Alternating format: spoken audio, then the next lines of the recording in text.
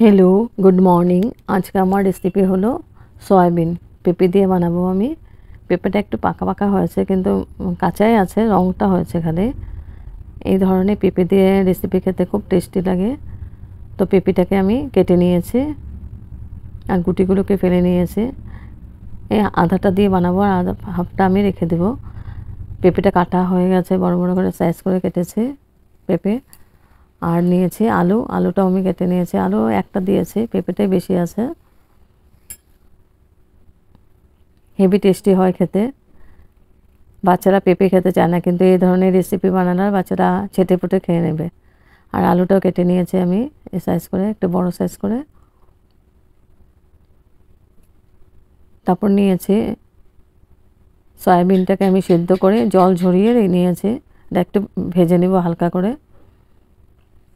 জিরে পাউডার, ধনে পাউডার,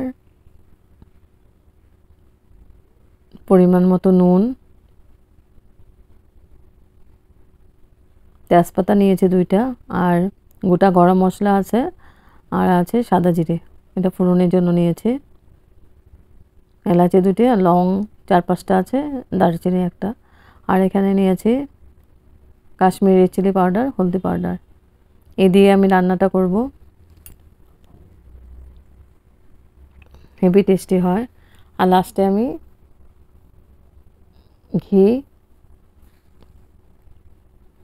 ঘিটা দিয়ে দিব লাস্টে, ঘি আর গরম মশলা।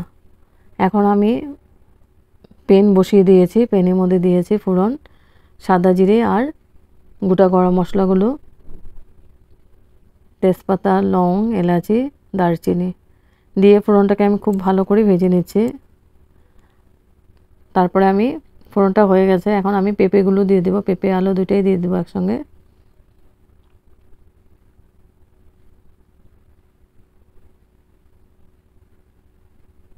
পেঁপে আলুটা দিয়ে আমি খুব ভালো করে নাড়াচাড়া করে দিব।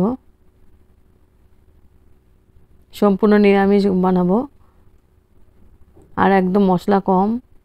পেটের জন্য পেটের জন্য 1 নম্বর, কোনো গ্যাস ট্যাস হবে না। খুব ভালো, গরমের দিনে এই ধরনের রেসিপি খেতে খুব ভালো লাগে। তারপর দিয়ে দিলাম আমি কাঁচা লঙ্কা, 4টে মতো কাঁচা লঙ্কা দিয়েছি ভেঙে। লঙ্কাটা দিয়ে আমি আবার ভালো করে নাড়াচাড়া করে দিচ্ছি।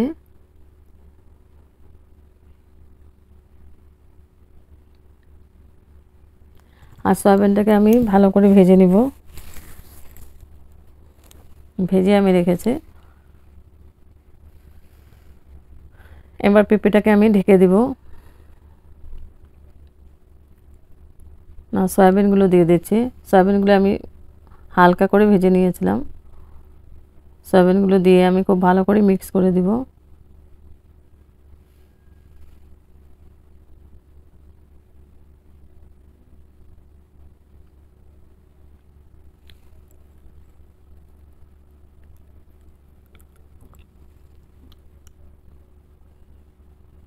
খুব ভালো করে নাড়াচাড়া করে আমি ঢেকে দেব 5 মিনিটের জন্য।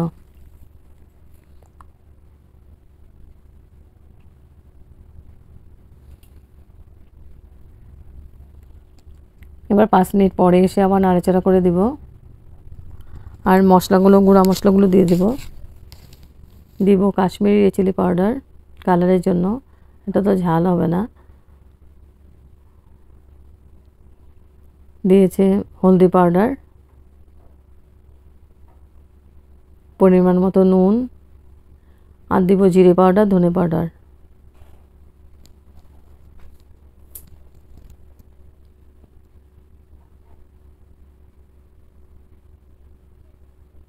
দিয়ে এখন খুব ভালো করে আবার মিক্স করে দিব।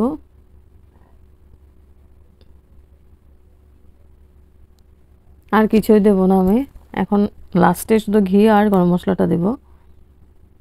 খুব ভালো করে নাড়াচাড়া করে আবার আমি ঢেকে দেব 3 মিনিটের জন্য।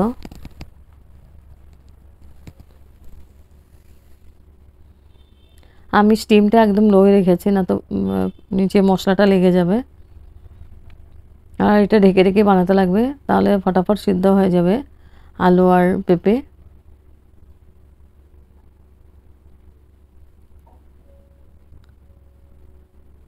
এখন আমি ঢেকে দিব 3 মিনিটের জন্য।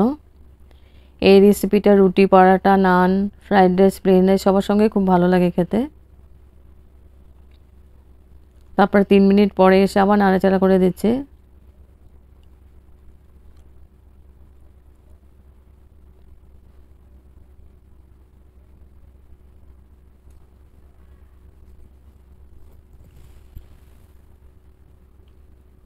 নাড়াচাড়া করে আমি গ্রেভির জন্য জল দিয়ে দেব।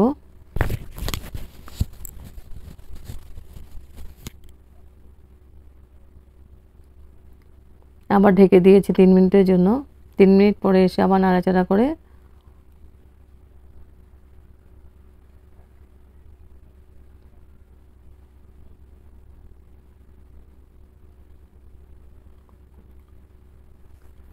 খুব ভালো করে নাড়াচাড়া করতে লাগবে, না তো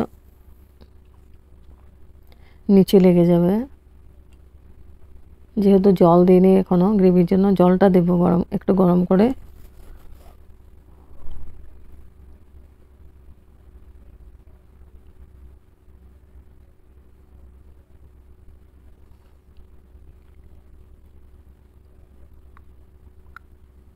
বারবার এটা নাড়তে লাগবে, ঢেকে ঢেকে দিব আর বারবার নাড়াচাড়া করে দেব।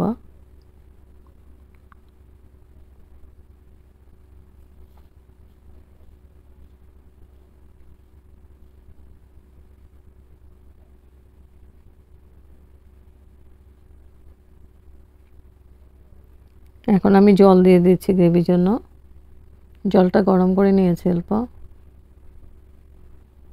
জলটা দিয়ে আমি ভালো করে আবার মিক্স করে দেব।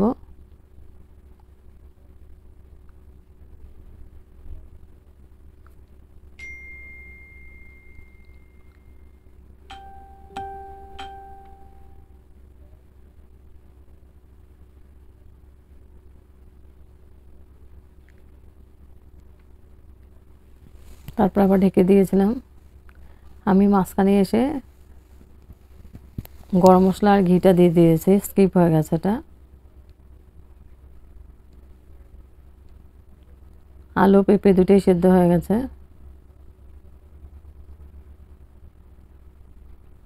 এবার আবার ঢেকে দেব আমি।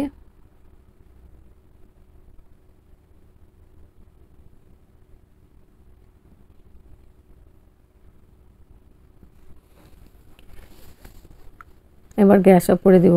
গ্যাস অফ করে স্ট্যান্ডিং টাইম 5 মিনিটের জন্য আমি ঢেকে রাখবো। তারপর সার্ভ করেছি সম্পূর্ণ নিরামিষ পেঁপে, আলু, স্কোয়াশ দিয়ে অসাধারণ টেস্টি একটা রেসিপি।